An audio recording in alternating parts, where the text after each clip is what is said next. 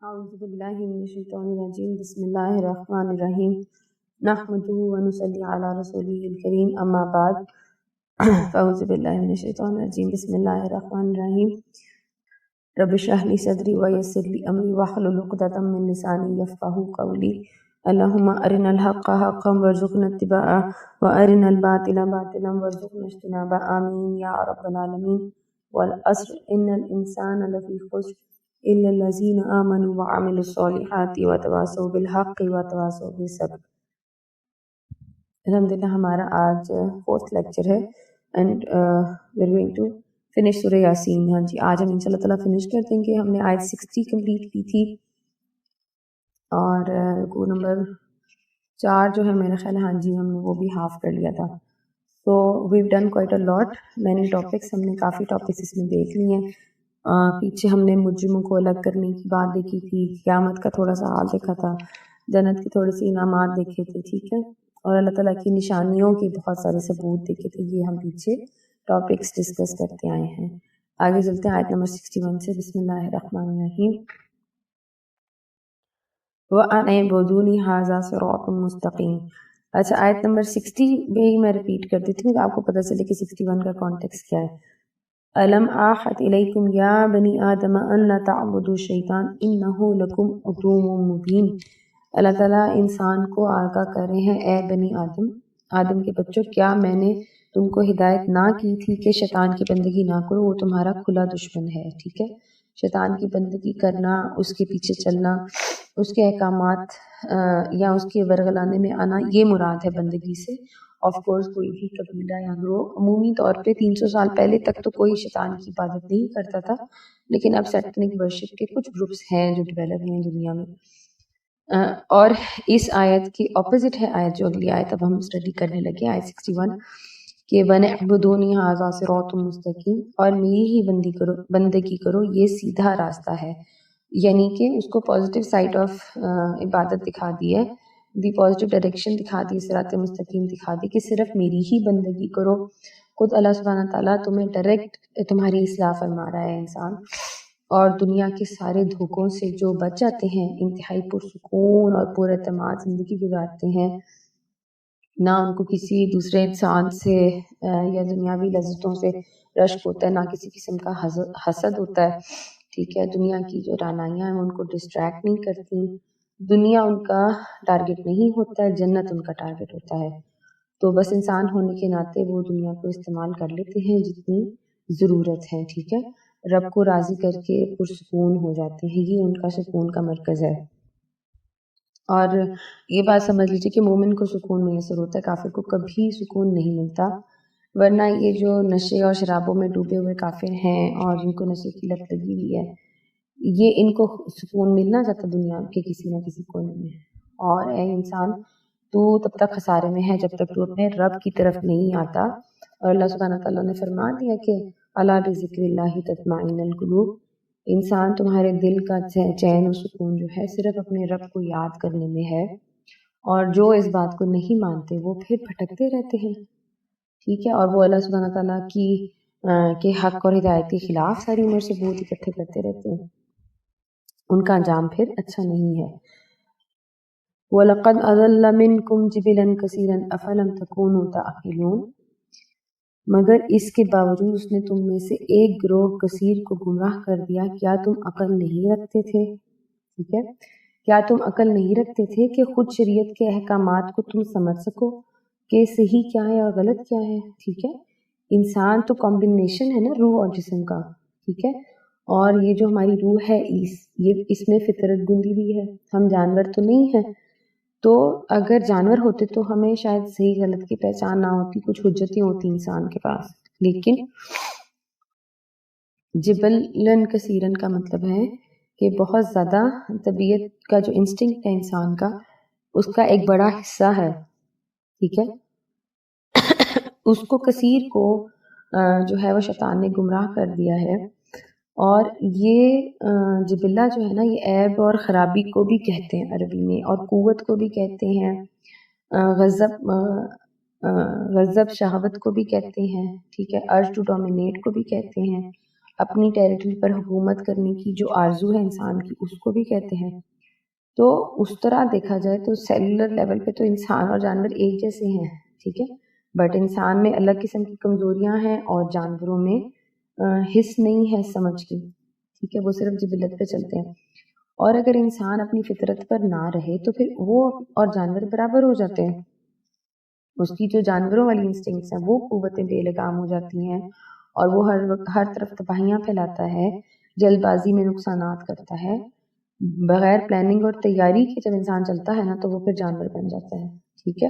اسی وجہ سے دنیا جو ہے آج ایک جانوروں کا جنگل بنی ہوئی ہے، دنیا کا نظام تباہ ہے، شریعت نہیں ہے، معاشروں کا نہ سے رہنا پیر ہے، اس لیے کہ وہ انسانوں کے ایک بڑے گروہ کو شیطان نے گمراہ کر دیا، ان کی جو انسٹنکٹ، ان کی فطرت تھی ان کے اندر، ان کو خراب کر دیا ہے اور میجورٹی کو ایکچولی تباہ کر دیا۔ صرف اور صرف وہی جو انسان شیطان کے شر سے بچے ہوئے ہیں نا اور اپنی فطرت پر واپس آ گئے ہیں، صرف اللہ تعالیٰ کی ہدایت کی مہربانی ہے، ٹھیک ہے، اور جن کے اوپر جن انسانوں پہ شریعت کی لگام ہے نا وہی انسان اس کے شیطان کے شر سے بچے ہوئے ہیں۔ تو یہ آگاہی دے دی ہے دوبارہ، ہاذہ جہنم التی کنتم توعدون، یہ وہی جہنم ہے، ٹھیک ہے، جہنم یاد دلا دی ہے، یہ وہی جہنم ہے جس سے تم کو ڈرایا جاتا رہا تھا، ٹھیک ہے، اے انسان تمہیں تاحیات جہنم کی ہولناکیوں سے ڈرایا گیا ہے، تم یہ نہیں کہہ سکتے کہ آئی نیور نیو، یا مجھے پتہ نہیں تھا۔ اصلوہا الیوم بما کنتم تکفرون، جو کفر تم دنیا میں کرتے رہے ہو اس کی سزا میں اب اس کا ایندھن بنو، ٹھیک ہے۔ تمہیں جہنم سے، اس جہنم سے بچانے کے لیے اللہ سبحانہ وتعالیٰ نے اتنے انتظامات فرمائے ہیں، ٹھیک ہے، جنت اور جہنم کے دو راستے الگ الگ، ہر جگہ ان کی رہنمائی فرمائی ہے، وحی بھیجی، رسول بھیجے، کتابیں نازل کی، گویا کہ تمہیں ہر طریقے سے انفارم کر دیا، لیکن تم ساری زندگی ان سب چیزوں کا انکار کرتے رہے اور فضول بحثوں میں پڑے رہے۔ صحیح مسلم کی حدیث ہے، حضرت انس بن مالک رضی اللہ تعالیٰ عنہ بیان کرتے ہیں کہ ایک دن ہم رسول اللہ صلی اللہ علیہ وآلہ وسلم کے پاس گئے اور اچانک نبی اکرم صلی اللہ علیہ وآلہ وسلم ہنس دیے اور فرمایا، جانتے ہو کہ کس بات پر ہنسا ہوں؟ ہم نے کہا اللہ و رسولہ عالم، اللہ اور اس کے رسول صلی اللہ علیہ وآلہ وسلم بہتر جانتے ہیں۔ تو آپ نے فرمایا، میں بندے کی اپنے رب سے گفتگو سن رہا ہوں۔ بندہ کہے گا، اے میرے رب، کیا تو مجھ کو ظلم سے پناہ نہیں دے دی؟ اللہ فرمائے گا، کیوں نہیں؟ بندہ کہے گا، میں اپنے سوا کسی کی گواہی اپنے خلاف منظور نہیں کروں گا۔ اللہ تعالیٰ فرمائے گا، آج تیری ہی ذات تیرے خلاف گواہ کے طور پر کافی ہے اور کرامن کاتبین گواہ ہیں۔ چنانچہ اس کے منہ پر مہر لگا دی جائے گی اور اس کے جسم کے اعضاء سے کہا جائے گا کہ اب تم بولو، تو وہ اعضاء سارے اعمال بول بول کر بتائیں گے۔ پھر اس انسان کو بولنے کی اجازت دی جائے گی تو وہ کہے گا، تمہارا ستیہ ناش ہو، مجھ سے دور ہو جاؤ، میں تو تمہارا ہی دفاع کر رہا تھا، ٹھیک ہے۔ تو کیا ہمیں سمجھ آئی اس بات سے کہ عمر بھر جس راہ پر لانے کی جو ہے اور رسول اور پیغمبر اور وہی جو ہے وہ کوشش کرتی رہی ہے، عمر بھر انسان اس راہ کو دھتکارتا رہا ہے، ٹھکراتا رہا ہے، ٹھیک ہے، اور کفر کے پیچھے بھاگتا رہا ہے، تو پھر وہ اب اس جہنم کا ایندھن ہی بنے گا جس جہنم سے اللہ سبحانہ تعالیٰ بچانا چاہتے تھے انسان کو۔ الیوم نختم علی افواہہم وتکلمنا ایدیہم وتشہد ارجلہم بما کانوا یکسبون، آج ہم ان کے منہ بند کیے دیتے ہیں، ان کے ہاتھ ہم سے بولیں گے اور ان کے پاؤں گواہی دیں گے کہ یہ دنیا میں کیا کمائی کرتے رہے، ٹھیک ہے۔ یہی جو ہم نے پیچھے حدیث بیان کی ہے نا، اس آیت میں بھی یہی بات آشکارا ہو رہی ہے۔ تم اپنے اعضاء کو اپنا غلام سمجھتے ہو اے انسان، یہ سب اصل میں اللہ سبحانہ تعالیٰ کی مخلوق ہیں، یہ اللہ کی ملکیت ہیں، اور یہ اللہ کے جیسے آپ سمجھیں کہ اللہ سبحانہ تعالیٰ کے کیمریز ہیں، یہ جاسوس ہیں تمہارے، اور یہ سب کے سب باڈی کیم بن کر تمہارے خلاف جو ہے وہ گواہیاں دیں گے۔ تو ذرا اپنے ہاتھ پاؤں کان اور زبان سے ہم محتاط ہو جائیں کہ ہم ان سے کیا کام لے رہے ہیں اور ہم ان کو کس طرف لے کر جا رہے ہیں۔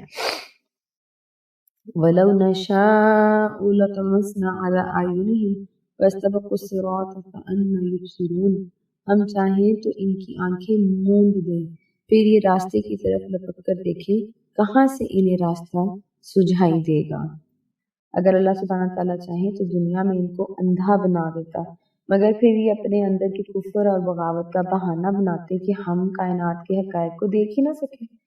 ٹھیک ہے نا، پیچھے ہم نے پچھلے رکوع میں اللہ سبحانہ تعالیٰ کی کتنی نشانیاں ڈسکس کی تھی، تو اگر یہ اندھے ہوتے تو یہ کہتے کہ ہم نے تو کوئی نشانی دیکھی نہیں اللہ تعالیٰ، ہم آپ کو کیسے پہچانتے۔ ٹھیک ہے، وہی جو انسان جب گمراہ ہوتا ہے یا جب اس کی نیت میں فطور ہوتا ہے نا، تو پھر وہ ہیلے بہانے اور حجتیں بناتا ہے۔ ٹھیک ہے، تو اگر اللہ سبحانہ تعالیٰ چاہتے تو یہ دنیا کو نہ دیکھ سکتے، پھر کیا ہوتا۔ ٹھیک ہے، تو اور وہ یہ کہتا کہ نہ ہم تجھے دیکھ سکے اللہ، نہ ہم پہچان سکے، نہ ہم تیری حقانیت کو جان سکے۔ یہ سب منکرین جو ہیں ہوش و حواس رکھنے والے بالکل ٹھیک ٹھاک تھے۔ ٹھیک ہے، یہ سارے فرعون اور ابو جہل اور نمرود جو تھے سب کے سب ٹھیک عقل والے تھے، ہاتھ پیر ان کے سب سلامت تھے۔ ٹھیک ہے، لیکن یہ ان سب کے ساتھ کیا کرتے رہے، یہ سب اپنے لیے جہنم کماتے رہے۔ وَلَوْ نَشَاءُ لَمَسَخْنَا عَلَى مَكَانَتِهِمْ فَمَا اسْتَطَاعُوا مُضِيًّا وَلَا يَرْجِعُونَ، ہم چاہیں تو انہیں ان کی جگہ ہی پر اس طرح مسخ کر کے رکھ دیں کہ یہ نہ آگے چل سکے نہ پیچھے پلٹ سکے۔ ٹھیک ہے، اللہ سبحانہ تعالیٰ نے بڑی ناراضگی کا اظہار فرمایا ہے کہ انسان کی نافرمانیوں کی وجہ سے اللہ تعالیٰ چاہتا تو ان سب پر مسخ کا عذاب مسلط کر دیتا۔ ٹھیک ہے، اور یہ بہت بڑی وعید ہوتی ہے اور بہت بڑا عذاب ہوتا ہے، اور ہم نے قرآن کریم میں کئی اقوام کے بارے میں یہ معاملہ سنا ہے، پڑھا ہے کہ اللہ سبحانہ تعالیٰ نے کسی کو بندر بنا دیا، کسی کو خنزیر بنا دیا، کسی کو کسی جانور کا روپ دے دیا، تو مسخ کا عذاب جو ہے وہ اقوام پر آیا ہے۔ ٹھیک ہے، اور اگر حالت گناہ میں اس قسم کا عذاب آ جائے یا حالت گناہ میں اللہ سبحانہ تعالیٰ جان ہی سلب کر لے انسان کی، تو اس کا تو ایمان ہی جاتا رہتا ہے۔ ٹھیک ہے، اس بارے میں کئی علماء نے بھی بیان کیا اور کچھ احادیث کا مفہوم بھی ہے کہ جب انسان حالت گناہ میں ہوتا ہے نا تو اس کا ایمان کی حالت ختم ہو جاتی ہے۔ جب وہ کبائر گناہ کر رہا ہوتا ہے نا، اس وقت وہ حالت ایمان میں نہیں ہوتا۔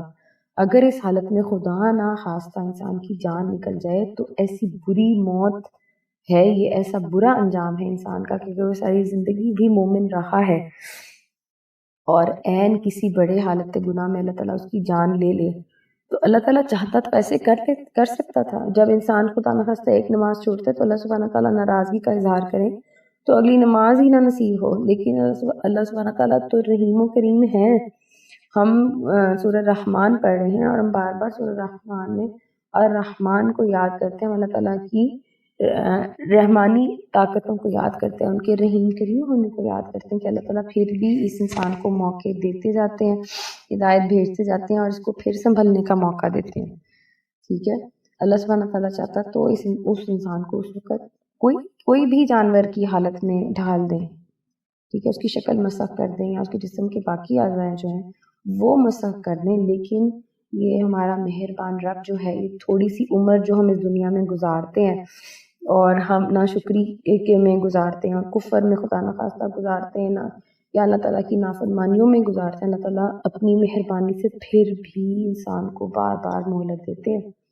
کسی قسم کی ایکسٹریم سزا جو ہے خاص طور پہ امت محمدی پہ اللہ سبحانہ تعالیٰ نے وعدہ فرمایا کہ نہیں آئے گی، اور یہی ہماری حرکتیں ہیں کہ ہم نہ نبی اکرم صلی اللہ علیہ وآلہ وسلم کے نام کے پیچھے چھپ جاتے ہیں، ٹھیک ہے، نہ ہمیں احساس ہوتا ہے کہ ہم کس لیول کے گناہ کر رہے ہیں، نہ ہمیں یہ احساس ہوتا ہے کہ ہم شریعت کے کون سے قوانین توڑ رہے ہیں، نہ ہم زحمت کرتے ہیں یہ جاننے کہ اللہ سبحانہ تعالیٰ ہم سے کیا چاہتے ہیں یا جو شرعی قوانین ہیں وہ کیا ہیں۔ We don't even bother looking for them, looking towards the divine code of life۔ ہم اس کو جاننے کی کوشش ہی نہیں کرتے، ساری عمر اپنی مرضی سے زندگی گزارتے ہیں، کوئی پریشانی مشکل آ جاتی تو کہتے ہیں اللہ تو نے ہمیں کیوں امتحان میں ڈال دیا، اللہ ہم نے کیا کیا، ہمارا کیا قصور ہے، جبکہ پوری پیچھے جو عمر ہے نا وہ سود اور حرام کام اور ناپ تول میں کمی اور اس طرح کی 100,000 حرام چیزوں میں گزری ہوتی ہیں، اور آرام سے ہم کہہ دیتے ہیں کہ اللہ تعالیٰ ہم پر ہی کیوں یہ مشکل آئی ہے، ہم نے کیا بگاڑا ہے۔ یہ حال ہے انسان کا، ٹھیک ہے۔ یہاں پہ رکوع نمبر 4 مکمل ہو جاتے ہیں، ہم رکوع نمبر 5 لاسٹ رکوع ہے اس سورت کا، سورہ یاسین کا، اس کی طرف چلتے ہیں. آیت 68 وَمَن نُعَمِّرْهُ نُنَكِّسْهُ فِي الْخَلْقِ أَفَلَا يَعْقِلُونَ، جس شخص کو ہم لمبی عمر دیتے ہیں اس کی ساخت کو ہم الٹ ہی دیتے ہیں، کیا یہ حالت دے کر انہیں عقل نہیں آتی؟ اچھا، پچھلی آیت میں جو ہے مسخ کے عذاب کا ذکر فرمایا گیا ہے، ٹھیک ہے، اور اگلی آیت میں دیکھیں یہ بات اس طرف اشارہ کر دیا گیا ہے کہ یہ بھی انسان کو بدلنا، اس کو اس کے بڑھاپے میں اس کی اصلی حالت یعنی کہ اس کے بچپنے اور بے عقلی کی حالت میں لوٹا دینا، یہ بھی اللہ کا ہی اختیار ہے، ٹھیک ہے. اور عقل استعمال کرنے والے جو ہیں یہ ان کے لیے ہے اشارہ. پھر سے دیکھیے پہلے بھی آیا ہے ایک آدھی دفعہ اس صورت میں، پچھلے رکوع میں بھی، کہ عقل استعمال کرنے والے جو ہیں وہ اپنے لیے ہدایت ڈھونڈیں. یہاں پر بھی افلا یعقلون، عقل استعمال کرنے والوں کے لیے اشارہ دیا گیا ہے، اور یہ بات سورہ یاسین میں بار بار فرمائی ہے. ٹھیک، تو انسان کی عمر کی بات ہو رہی ہے. جو عمل کی عمر ہے نا انسان کی، وہ ایکچولی بہت ہی کم ہے، ٹھیک ہے. اور اب تو یہ ہے کہ ہم نے انسان کے بچپن کو اتنا بڑھا دیا ہے، جبکہ پچھلی صدیوں میں ٹین ایج کوئی ایج نہیں ہوتی تھی، یا انسان بچہ ہوتا تھا یا بڑا ہوتا تھا. اب ہم نے نا ٹین ایج اور ٹین ایج ٹینٹرمز اور ہارمونز ڈیولپمنٹ پیوبرٹی، اس چیز کو ہم نے اتنی ہائپ اس کی کریٹ کر دی ہے کہ ہم نے ان کے بچپنے کو ہی بڑا لمبا کر دیا، ٹھیک ہے. جبکہ اسلامک ہسٹری کی بڑی مشہور مثال موجود ہے کہ محمد بن قاسم نے 17 سال کی عمر میں صوبہ سندھ جو ہے فتح کر لیا تھا، ٹھیک ہے. اور ہمارے جو بچے ہیں وہ 20 سال کے ہو جاتے ہیں تو نہ وہ خود کو کسی چیز کا ذمہ دار ٹھہراتے ہیں، نہ وہ اس بات کو ایکسیپٹ کرتے ہیں کہ ہم بلوغت سے پہلے جو بچپن تھا وہ ہمارا ختم ہو چکا ہے. وہ اس بات کو بھی ایکسیپٹ کرنے کو تیار نہیں ہوتے. یوتھ جو ہے نا، یوتھ وہ سمجھداری کی عمر ہوتی ہے، اس کو ہم نے مزاح اور فن اور انٹرٹینمنٹ کے ساتھ لیبل کر دیا. یہ دنیا کی ایک عجیب سی دوڑ چل پڑی ہے جس میں people are not responsible for their actions for a very long time. بہت دیر عمر تک ہم انسان کو اس کے کیے کا جو ہے ذمہ داری نہیں ٹھہرانا چاہتے. اور اس کے بعد کیا ہوتا ہے، کچھ سال گزرتے ہیں اور بڑھاپا شروع، ٹھیک ہے. 40s کے بعد جو ہے وہ عمر ڈھلنی شروع ہو جاتی ہے، آہستہ آہستہ جو ہے وہ نکمی عمر آنا شروع ہو جاتی ہے. نکمی عمر کا مطلب ہے کہ وہ عمر جس میں وہ خود اپنا بھلا اچھا برا بھلا نہیں کر سکتا، اور ایک طریقے سے اس کا دوسرا بچپن شروع ہو جاتا ہے، ٹھیک ہے. اس کے ہوش و حواس جانے لگتے ہیں. اس عمر میں جب وہ اللہ تعالیٰ کی طرف لوٹنے والا ہے، اب اس سے کیا عمل ہوگا، ٹھیک ہے، اور وہ کیا اللہ تعالیٰ کے حقوق پورے کرے گا. تو اللہ سبحانہ تعالیٰ نے جو اپنی طاقتیں اس کو دی ہوئی تھی، جو جوانی اور عقل اور ذہانت اور ہمت اور قوت، یہ سب کی سب تو واپس لے لی جاتی ہیں، ٹھیک ہے. تو اللہ سبحانہ تعالیٰ فرما رہے ہیں کہ یہ ہے عقل والوں کی نشانی، ٹھیک ہے، کہ جو پیدا کرتا ہے وہ لوٹا بھی سکتا ہے، جو زندگی دے سکتا ہے وہ لے بھی سکتا ہے، اور وہ بار بار کیوں نہیں کر سکتا، اس کا اختیار کیوں نہیں ہے. تمہاری بے بسی پر اسی کا تو اختیار ہے، ٹھیک ہے. انسان کا جو بڑھاپا ہے وہ نیری بچپن کی سٹیج ہے. یہ اللہ سبحانہ تعالیٰ کی قدرت کی نشانی ہے کہ جس عقل و فہم کے ساتھ کم عقلی اور ناسمجھی سے اس کو پیدا کرتا ہے، بڑھاپا آخر اسی پر ختم ہوتا ہے، اسی سٹیج پر ختم ہوتا ہے. اور یہ جو بڑھاپا ہے یہ یکا یک نہیں آتا ہے، یہ سٹیپ بائی سٹیپ سٹیجز میں آتا ہے. پہلے بڑھاپے کے آثار آتے ہیں، ٹھیک ہے. اس وقت انسان کو ہوش کے ناخن لے لینے چاہیے اور اللہ تعالیٰ کی بارگاہ میں خود کو پیش کرنے کی تیاری پکڑنی چاہیے، ٹھیک ہے. جو اس کا زبردست زور بازو ہوتا ہے اور زور عقل ہوتی ہے وہ کم ہونی شروع ہوتی ہے، کمزوری لاحق ہونی شروع ہوتی ہے، ٹھیک ہے. اور بڑھاپے کے سفر میں جو اس کا یہ سفر شروع ہوتا ہے اس کو کافی فراغت مل چکی ہوتی ہے دنیاوی ذمہ داریوں سے. تو جتنی جلدی ہو سکتا ہے اس وقت کا فائدہ اٹھائے انسان، کہ اس کو اللہ سبحانہ تعالیٰ نے پھر اپنے حقوق پورے کرنے کی مہلت دے دی ہے، ٹھیک ہے. ساری جوانی تو اس نے پیسے کمانے، اولاد پالنے، گھر بنانے، ان چیزوں میں لگا دی ہے.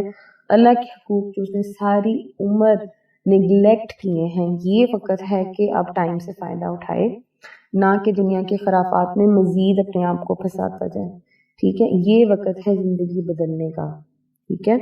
اور جو اس نے زندگی کی ناسمجھی پہلے گزار دی ہے، معاشرے کے دباؤ میں گزاری ہے یا بے عقلی میں گزاری ہے یا گناہ کرتے گزاری ہے، کوئی بات نہیں، پھر اس کے رب نے اس کو مہلت دی ہے کہ تو اے انسان اپنے رسول صلی اللہ علیہ وآلہ وسلم کی راستے پر آ جاؤ، تم توبہ استغفار کر لو.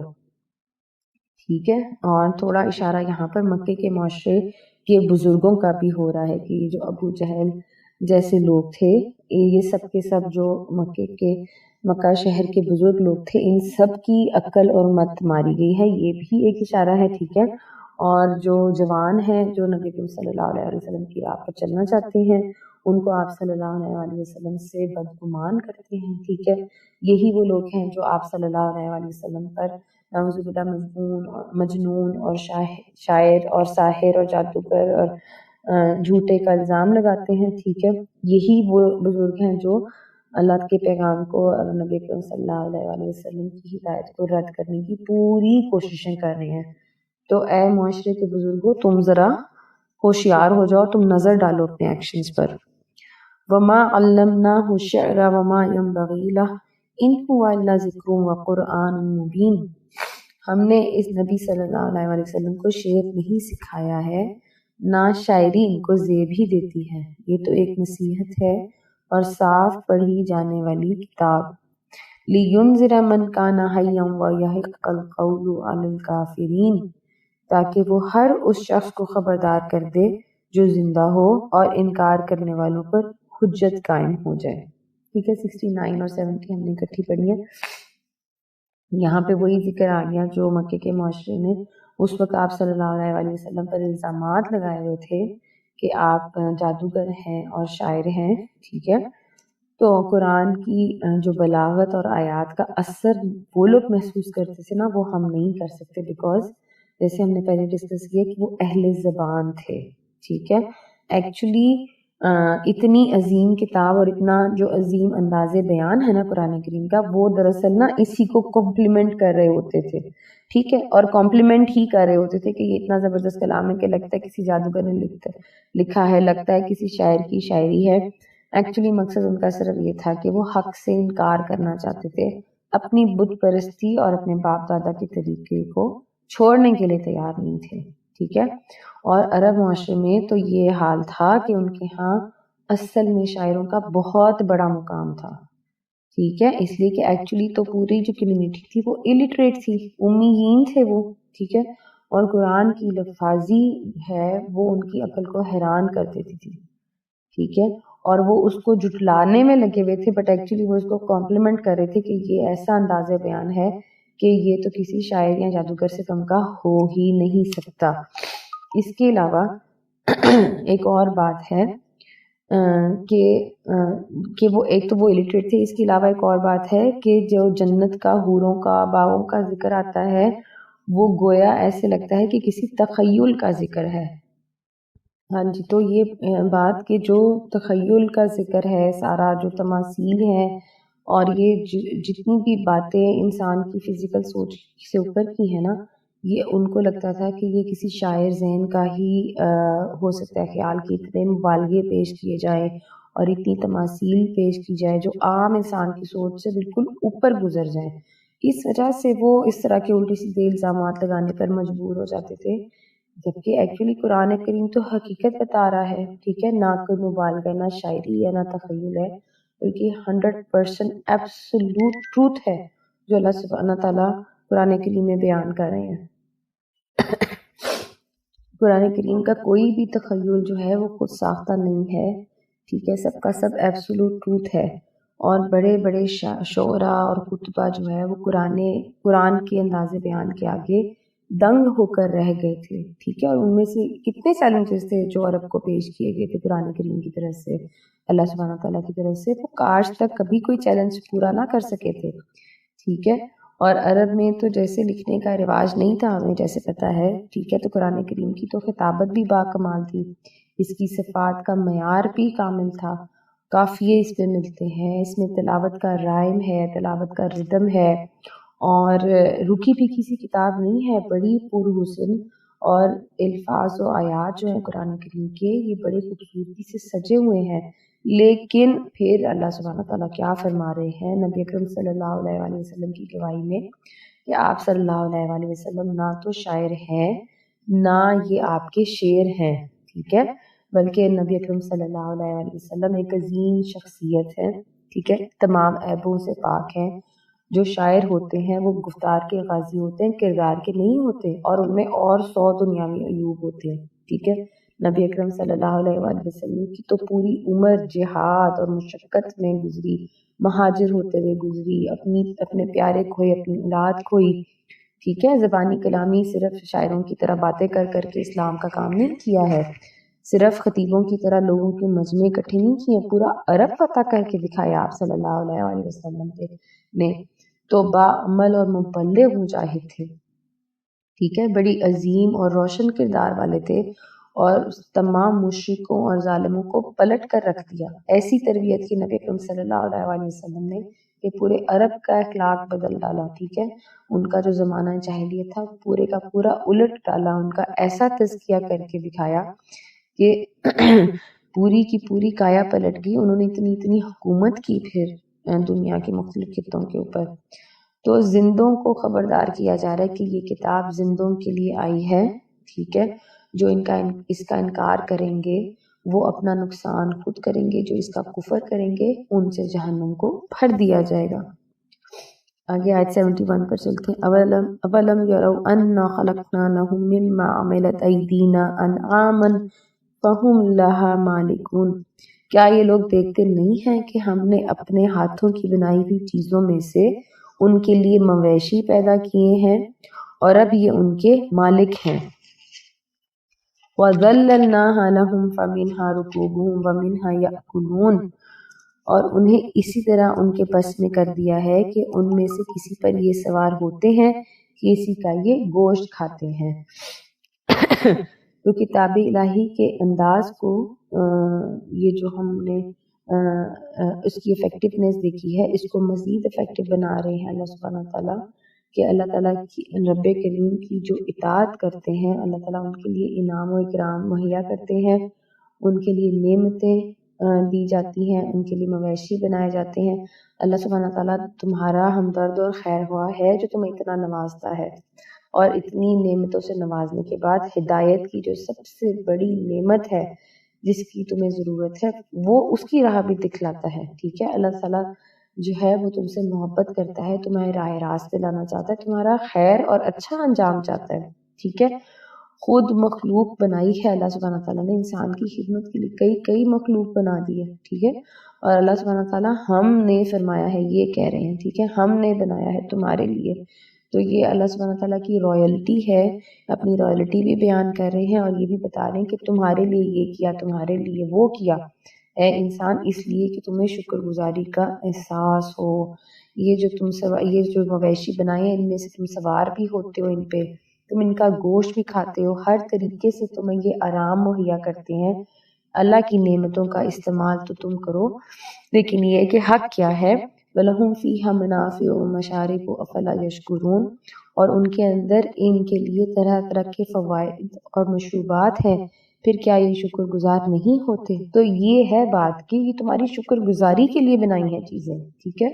تم نعمت کا استعمال کرو لیکن شکر کرو اور فائدہ اٹھاؤ اللہ سبحانہ تعالیٰ کی خلاقی سے، لیکن ساتھ اپنے رب کے آگے جھکو۔ اپنے رب کے آگے جھکے بغیر تمہارا کچھ بھلا نہیں ہونے والا۔ یہ سب جو دنیا ہے، پوری کائنات، یہ تخلیقات تمہاری خدمت کے لیے اللہ سبحانہ تعالیٰ نے بنائی ہے اور بے انتہا بنائی ہے۔ تم رب کا شکر ادا کرو اور اپنے رب کو پہچانو۔ وَاتَّخَذُوا مِن دُونِ اللَّهِ آلِهَةً لَعَلَّهُمْ يُنصَرُونَ، یہ سب کچھ ہوتے ہوئے انہوں نے اللہ کے سوا دوسرے خدا بنا لیے ہیں اور یہ امید رکھتے ہیں کہ ان کی مدد کی جائے گی، ٹھیک ہے۔ غصہ بھی ہے اور افسوس بھی ہے۔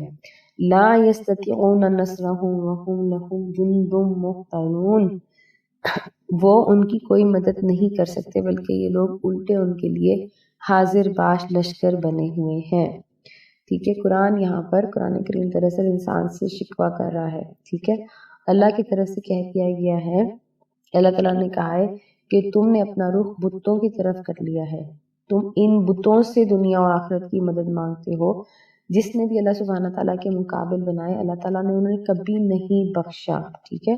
شرک کا جو گناہ ہے، جو کبائر ہے، وہ اللہ سبحانہ تعالیٰ کبھی معاف نہیں کرتے، ساتھ ہی ساتھ انسان کو طنز بھی کی جا رہی ہے کہ یہ انسان کی بے عقلی کا مقام ہے، اس کا مذاق اڑایا جا رہا ہے کہ دیکھو تم جن کی پوجا کرتے ہو، جن سے تم مدد مانگتے ہو، تم تو خود ان کے مددگار بنے ہو، تم تو خود ان کی خدمت میں لگے ہوئے ہو، کسی بت کی صفائی کرتے ہو، کسی کو تراشتے ہو، ساتھ ان کو معبود بناتے ہو، ساتھ ان کے کام کرتے ہو، تو یہ جن کے اوپر تم نذرانے ڈالتے ہو ان پر دھول مٹی جم جاتی ہے تو ان کو صاف بھی تم خود ہی کرتے ہو، ان کے اوپر سے مکھیاں بھی تم خود ہی اڑاتے ہو، ان کو تم معبود بنائے پھرتے ہو اپنے رب کو چھوڑ کے۔ دیکھیں پچھلی جو آیات ہیں اس میں اللہ سبحانہ تعالیٰ نے حوالہ دیا ہے کہ اللہ جو خالق و مالک ہے وہ تمہارے لیے نعمتیں بناتا ہے، یہ مرتبہ ہے اللہ سبحانہ تعالیٰ کی عظمت ہے، اس کی خلاقی کی شان ہے کہ وہ گیور ہے، وہ دیتا ہے، بخشتا ہے تمہیں کہ تم استعمال کرو، اور تم ایسے ناشکرے ہو کہ تم دوڑے جاتے ہو پتھروں اور درختوں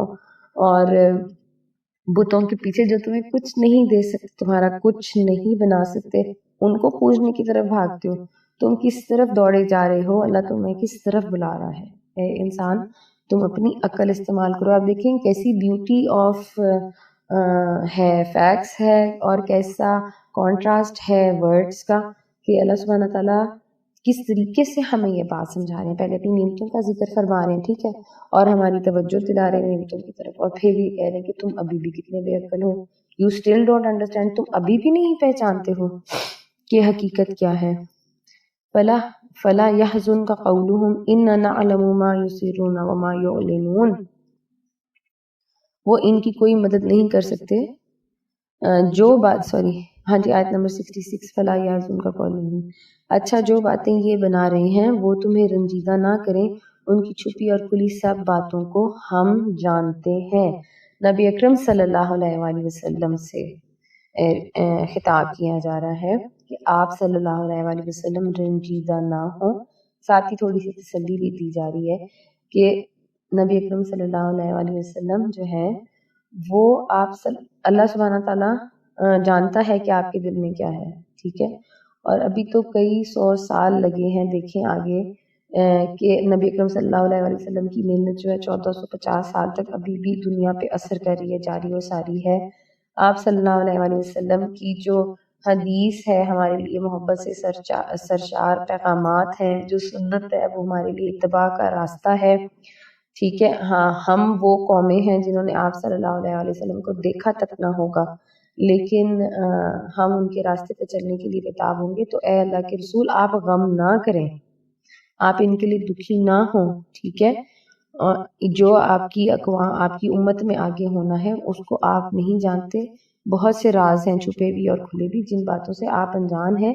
آپ صلی اللہ علیہ وآلہ وسلم کو تھوڑا سا تسلی اور ڈھارس بھی دی جا رہی ہے، ٹھیک ہے، آپ کا غم بھی غلط کیا جا رہا ہے، ٹھیک ہے، تو یہ کہ آپ دیکھیں یہ فیل کریں کہ وہ اتنی نافرمان قوم ہے عرب کی اور آپ صلی اللہ علیہ وسلم بچپن سے ان میں رہے ہیں، تو آپ کو غصہ یا نفرت کا عنصر نہیں تھا ان کے لیے، ٹھیک ہے، ایکچولی جو فکر تھی جو غم تھا نا وہ ہمدردی کا عنصر تھا ان کے لیے، ٹھیک ہے، تو اے مکہ والو، اے عرب کے لوگوں، یہ نبی جو ہے ہمارے یہ تمہارے لیے غمگین ہے، یہ تمہارے لیے پریشان ہے، لیکن جو تمہارے بعد بہت سے آنے والے ہیں تم نہیں جانتے کہ وہ ان کے کیسے زبردست مطیع ہوں گے اور فرما بردار ہوں گے انشاءاللہ تعالی۔ اولم یر الانسان انا خلقناہ من نطفۃ فاذا هو خصیم مبین، کیا انسان دیکھتا نہیں ہے کہ ہم نے اسے نطفے سے پیدا کیا اور پھر وہ صریح جھگڑالو بن کر کھڑا ہو گیا۔ اس کو کہتے ہیں برنگنگ ڈاؤن ٹو سائز، انسان کو اس کی حقیقت بتا دی ہے کہ تم ہو کیا اور تم بن کے کیا دکھاتے ہو۔ وَضَرَبَ لَنَا مَثَلًا وَنَسِيَ خَلْقَهُ قَالَ مَنْ يُحْيِي الْعِظَامَ وَهِيَ رَمِيمٌ، اب وہ ہم پر مثالیں چسپاں کرتا ہے اور اپنی پیدائش کو بھول جاتا ہے، کہتا ہے کون ان ہڈیوں کو زندہ کرے گا جب کہ یہ بوسیدہ ہو چکی ہوں گی، ٹھیک ہے، یہ دو کنٹراسٹنگ آیات دیکھیں کیسی ہیں کہ اے انسان تو اتنی تیری حقیقت ہے، ادنا حقیقت ہے، تو اتنا حقیر ہے کہ گندے پانی کی بوند سے تو پیدا کیا گیا ہے، تو خود بن بھی نہیں سکتا، ٹھیک ہے، اور یہ جو تیرا دل دماغ اور زبان ہے سب اللہ تعالیٰ کی دی ہوئی ہے، یہی تو اپنے رب کے خلاف چلانا شروع کر دیتا ہے، ٹھیک ہے، تو ایسا سرکش ہو جاتا ہے، جھگڑالو ہو جاتا ہے، اتنا تو اپنے رب کے خلاف بولتا ہے، ٹھیک ہے، لیکن تو اپنا ایک ناخن ایک بال تک خود تخلیق نہیں کر سکتا، نہ تیرا اپنی کسی تخلیق پر اختیار ہے، نہ تیرا جینے مرنے پر اختیار ہے، ٹھیک ہے، اور پھر بھی تو للکارتا ہے اپنے رب کو کہ کون ان بوسیدہ ہڈیوں کو زندہ کرے گا۔ تو بات یہ ہے کہ جس رب نے پہلے ان تمام ہڈیوں کو زمین سے، مٹی سے، گارے سے پیدا کیا ہے، گندے خون سے پیدا کیا ہے، اے متکبر انسان، تو خود کو لا خدا سے بنا ہوا سمجھتا ہے، تجھے اپنے بننے پر اتنا ناز ہے، جس طرح تیرے خالق نے تجھے پہلے پیدا کیا ہے اس طرح دوبارہ بھی پیدا کر سکتا ہے، ٹھیک ہے، تو کیسے بھول گیا ہے کہ اللہ کی ہستی نہیں ہے، ٹھیک ہے، اور تو کیسے بھول گیا ہے کہ تو خود تخلیق نہیں ہوا ہے، جو اللہ تجھے ایک دفعہ بنا سکتا ہے تجھے توڑ کے مٹا کے کسی بھی چیز کے بغیر تجھے بنایا گیا، اس کے بعد تجھے بعد میں مٹی کا بھی جو ہے وہ پتلا بنا دیا، اس کے پہلے تو کچھ بھی تیرا وجود نہ تھا، پھر تو دنیا میں تو پانی کی بوند سے بنتا رہا ہے، ایک سیل سے بنتا رہا ہے، اور پورے کا پورا جسم تیرا بنا دیا جاتا ہے، وہ رب پھر سے کیوں نہیں بنا سکتا؟ پھر سے چھوڑ، وہ تجھے کتنی بار نہیں بنا سکتا، تیرے دفن ہونے بوسیدہ ہو جانے کے بعد بھی تجھے کھڑا کرے گا، تیرے اوپر قبروں کی قبریں بنتی رہیں گی پھر بھی تجھے کھڑا رکھے گا، اور تو جہنم میں عذاب بھگتے گا، تجھے مار کے زندہ پھر کرے گا، پھر تجھے ختم کر کے پھر زندہ کرے گا، وہ تو ہر شے پر قادر ہے۔ حضرت ابن عباس رضی اللہ تعالیٰ عنہ سے روایت ہے کہ عاص بن وائل نے ایک بوسیدہ ہڈی اٹھائی، اس کو ریزہ کر کے نبی اکرم صلی اللہ علیہ وآلہ وسلم سے پوچھا کیا اللہ اس ہڈی کو زندہ کرے گا جس کا یہ حال ہے؟ آپ صلی اللہ علیہ وآلہ وسلم نے فرمایا ہاں، اللہ تعالیٰ تجھ کو موت دے گا پھر زندہ کرے گا، پھر تجھ کو جہنم میں داخل کرے گا، مگر اللہ سبحانہ تعالیٰ سے بے خوف اور متکبر جو دل تھے نا، ان پر ان سب باتوں کا کوئی اثر نہ ہوتا تھا، ٹھیک ہے، اور وہی انسان کا اب بھی حال ہے، اس کو نہ مرنے پر یقین ہے، نہ بعد کی زندگی پر یقین ہے، ٹھیک ہے، نہ اس کو دوبارہ جی اٹھنے پر یقین ہے، اور وہ یہی سوچتا ہے کہ جب میں میری راکھ بن جائے گی، جب میں ختم ہو جاؤں گا، دنیا ختم ہو جائے گی، پھر میں دوبارہ کیسے بن سکتا ہوں، ٹھیک ہے، تو انسان did not learn its lesson, اس کو نہیں سبق حاصل ہوا۔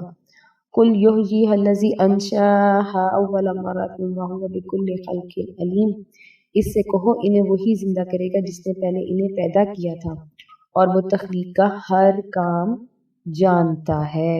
اس کو نہ سکھاؤ، تم اپنے رب کو نہ سکھاؤ، ٹھیک ہے، جس نے پہلی بار تخلیق کی تھی اپنی تمام مخلوق کی، کیا وہ اب اپنی مخلوق سے لا علم ہو گیا ہے؟ الذی جعل لکم من الشجر الاخضر نارا فاذا انتم منہ توقدون، وہی جس نے تمہارے لیے ہرے بھرے درخت سے آگ پیدا کر دی، تم اس سے اپنے چولہے روشن کرتے ہو، ٹھیک ہے۔ Now we have another example، پھر ایک اپوزٹ ایگزامپل آگے دیکھیے جی کہ گرین ٹریز ہوتے ہیں، ان میں فوٹوسنتھسس ہوتا ہے، ٹھیک ہے، ان میں موئسچر ہوتا ہے، سبز جو درخت ہیں ان کی تو لکڑی گیلی ہوتی ہے، ٹھیک ہے، اور ہم سب جانتے ہیں کہ گیلی چیز جو ہے وہ تو آگ نہیں پکڑ سکتی، لیکن اللہ سبحانہ تعالیٰ نے ایسا نظام پیدا کر دیا ہے ان کے اندر کہ انہی لکڑیوں سے ماچس بھی بنتی ہے، ٹھیک ہے، انہی لکڑیوں سے جب یہ سالہ سال زمین کے اندر دبے رہتے ہیں تو ان سے کوئلہ بھی بن جاتا ہے، ٹھیک ہے، تو یہ صرف تیرے رب کی طاقت ہے کہ وہ اپنی بنی ہوئی مخلوق میں سے اس کی ضد نکال دیتا ہے، وہ دن میں سے رات اور رات میں سے دن نکال دیتا ہے، وہ زندہ سے مردہ اور مردہ سے زندہ نکال دیتا ہے، اور قرآن کریم تو اس طرح کی اپوزٹ مثالوں سے بھرا پڑا ہے، ٹھیک ہے، اگر لکڑی سے آگ نکال سکتا ہے اور مٹی سے انسان نکال سکتا ہے تو ان کو الٹ کیوں نہیں سکتا، آئندہ کیوں نہیں نکال سکتا، ٹھیک ہے، یہ جتنے کوئلے کی جتنی کانیں ہیں وہ کئی ہزار سالوں سے جنگلات ہیں جو زمین میں دبے رہے، اوپر جب یہ درخت کھڑے ہوئے تھے تو سولر انرجی ابزارب کرتے تھے، اپنے اندر انہوں نے اللہ کے حکم سے توانائی اکٹھی کرنی، ٹھیک ہے، پھر اللہ کے حکم سے یہ زمین میں دفن ہو جاتے ہیں، ہزاروں سال دباؤ کے نیچے پڑے رہتے ہیں اور کاربن بن جاتے ہیں، ٹھیک ہے، اب جو اتنے سالوں سے ان کے اندر سولر انرجی اکٹھی ہوئی تھی اب وہ آگ دیتی ہے جب ہم اس کو جلاتے ہیں، تو یہ جو سبز درخت تھے، یہ جو اللہ تعالیٰ کے بنے ہوئے سولر پینلز تھے، اے انسان یہ تیرے لیے اللہ تعالیٰ نے ان کو آگ کا ذریعہ بنا دیا کہ تجھے گرمی پہنچائیں، اور تو کہتا ہے کہ میرا رب مجھے دوبارہ کیسے بنائے گا؟ أوليس الذي خلق السماوات والأرض بقادر على أن يخلق مثلهم بلى وهو الخلاق العليم. کیا وہ جس نے آسمانوں اور زمین کو پیدا کیا اس پر قادر نہیں ہے کہ ان جیسوں کو پیدا کر سکے؟ کیوں نہیں، جبکہ وہ ماہر خالق عظیم خالق ہے.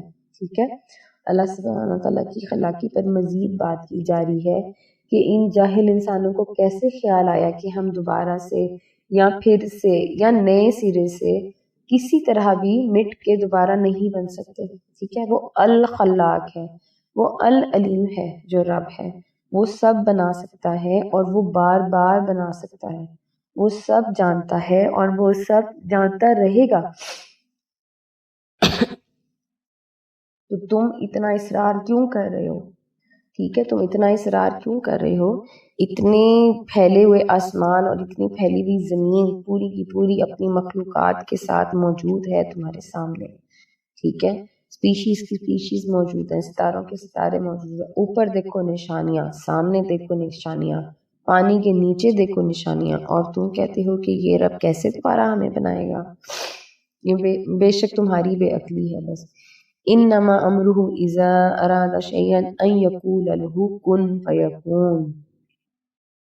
وہ تو جب کسی چیز کا ارادہ کرتا ہے اس کا کام بس یہ ہے کہ اسے حکم دے کے ہو جا اور وہ ہو جاتی ہے.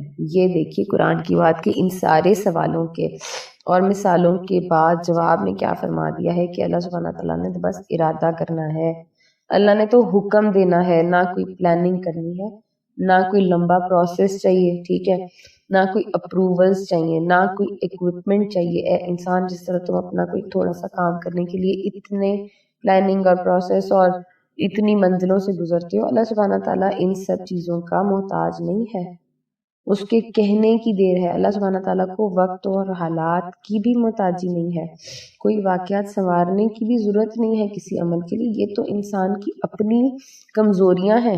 اللہ سبحانہ تعالیٰ کی ذات میں تو کوئی کمزوری نہیں ہے. اللہ تعالیٰ کی طاقت تو عظیم ہے. ٹھیک ہے، اور اس کی وسعت کی تو کوئی حد ہی نہیں ہے. ہماری یا انسان کی جو عقل اور سوچ ہے نا، وہ لمیٹڈ ہے. وہ اپنی عقل اور سوچ پر تولتا ہے ہر چیز کو.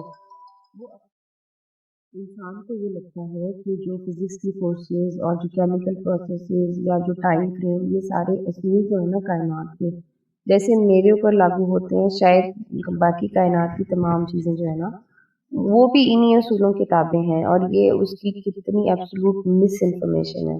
ٹھیک ہے، جس ڈائمینشن میں ہم رہتے ہیں، جس 24 گھنٹے کا جو وقت ہماری دنیا کا ہے، باقی کائنات کے تو وہ قوانین نہیں ہیں، نہ یہ اوقات ہیں. ٹھیک ہے، نہ ڈائمینشنز ہیں. ٹھیک ہے، اور ہمارا علم تو ہے ہی لمیٹڈ.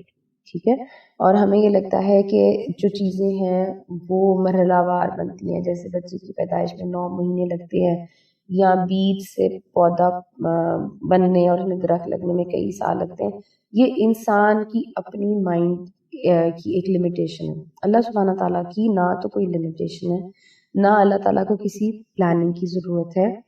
ٹھیک ہے، اللہ سبحانہ تعالیٰ جس عالم امر میں تمام خلاقی کرتے ہیں نا، اس میں بس کن کہنے کی دیر ہے، ان فنن یکایک سب کچھ ہو جاتا ہے. اللہ سبحانہ تعالیٰ ان تمام قوانین اور اصولوں کے تابع نہیں ہے خدا نخواستہ. یہ قانون، یہ جی فورسز اور یہ ساری چیزیں، یہ ٹائم فریم تو اللہ کے بنائے ہوئے ہیں. اچھا جی، آیت نمبر 83 ہے، لاسٹ آیت ہے الحمدللہ سورت کی. فسبحان الذی بیدہ ملکوت کل شیء والیہ ترجعون. پاک ہے وہ جس کے ہاتھ میں ہر چیز کا مکمل اقتدار ہے.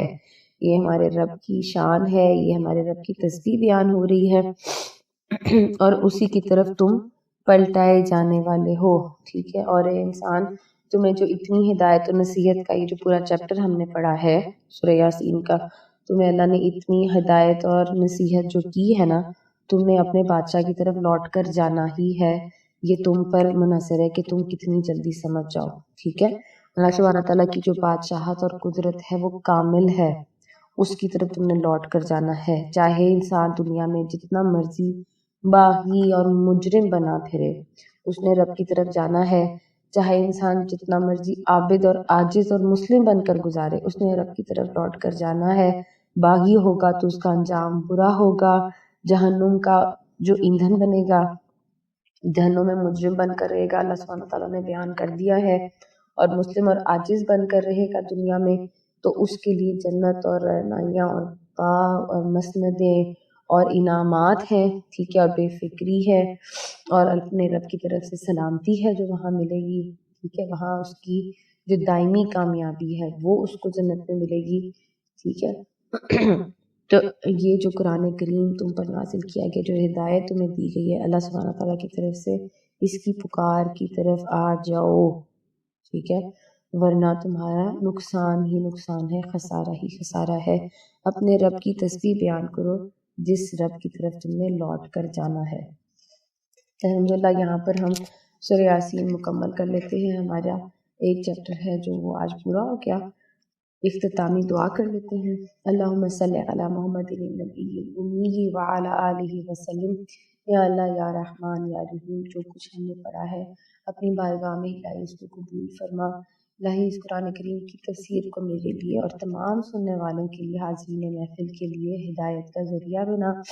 اے اللہ کریم، ہمیں روزانہ قرآن کریم کی تلاوت کرنے، اس کو سمجھنے، اس پر عمل کرنے کی توفیق عطا فرما۔ یا رب العالمین، ہمیں باعمل مسلمان بنا۔ ہم نے جو کچھ پڑھا اللہ کریم اس پورے روزے میں، اس پورے دن میں اور پچھلی رات میں، اللہ سبحانہ تعالیٰ نبی اکرم صلی اللہ علیہ وآلہ وسلم کی خدمت اقدس میں پیش کرتے ہیں، الہی قبول فرما۔ نبی اکرم صلی اللہ علیہ وآلہ وسلم کی برکت سے اس کا ثواب تمام انبیاء اکرام، خلفائے راشدین، امہات المومنین، اہل بیت، اصحابہ اکرام، صحابیات، اولیاء اللہ، شہداء، صدیقین، صالحین، مومنین، مومنات کو پیش کرتے ہیں، اور خصوصاً سلسلہ قاسمیہ عزیزیہ نقشبندیہ کے تمام بزرگان، جناب حضرت مولانا مہر محمد صاحب رحمۃ اللہ علیہ، جناب حضرت مولانا عبدالحکیم صاحب رحمۃ اللہ علیہ، اور جناب مولانا محمد عبدالعلیم قاسمی صاحب رحمۃ اللہ علیہ کو پیش کرتے ہیں۔ الہی قبول فرما اور ان کے درجات کی بلندی فرما۔ یا رب تعالیٰ، ہماری اس خانقاہ قاسمیہ عزیزیہ نقشبندیہ کی حفاظت فرما، اور اس کے روح رواں سے زیادہ نشین جناب حضرت شیخ عزیز القاسمی حکیمی مہروی نقشبندی مجددی صاحب کے درجات کی بلندی فرما، ان کو صحت و سلامتی عطا فرما، انہیں اور اس خانقاہ کو تا قیامت ہدایت کا ذریعہ بنا، اور اس پلیٹ فارم سے جتنے دوسرے پروجیکٹس ہیں مدرسے کے اور مساجد کے اور نعت اکیڈمی کے، ان سب کو پائے تکمیل تک پہنچا دے، ان سب کو ہدایت کا ذریعہ بنا دے۔